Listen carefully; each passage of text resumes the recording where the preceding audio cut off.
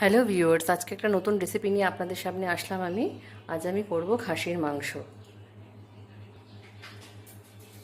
কড়াইতে আমি তেল দিয়ে নিয়েছি।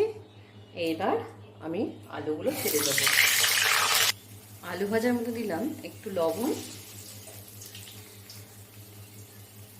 সামান্য একটু হলুদ।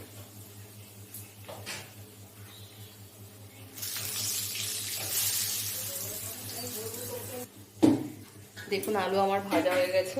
এরপর আমি একটা একটা করে আলু তুলে নেব। এরপর আমি এতে দেবো গোটা গরম মশলা, ফোড়ন। এরপর আমি দেবো কুচনো পেঁয়াজ।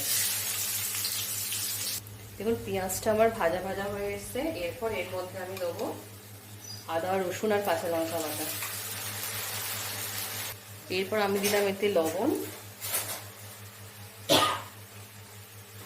আর দিলাম হলুদ।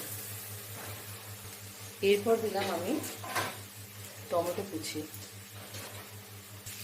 এরপর আমি এই খাসির মাংসগুলো এর মধ্যে দিয়ে দিলাম,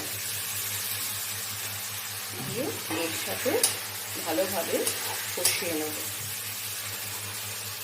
এরপর আমি এতে ভেজে রাখা আলুগুলো দিয়ে দিলাম, দিয়ে এটা ভালো করে কষিয়ে নেব। দেখুন আমার মাংসটা কষানো হয়ে গেছে। এবারে আমি জল দিয়ে দেবো এটা পরিমাণ মতো। দেখুন আমার মাংসটা হয়ে এসছে। এবার ওপর দিয়ে গরম মশলা ছড়িয়ে নেব। দেখুন খাসির মাংস আমার হয়ে গেছে। আপনারা সবাই বাড়িতে বানাবেন, বানিয়ে খেয়ে বলবেন কেমন হয়েছে, এবং চ্যানেলটাকে লাইক এবং সাবস্ক্রাইব করে দেবেন। আমি আজকে আমার ভিডিও এখানেই শেষ করলাম।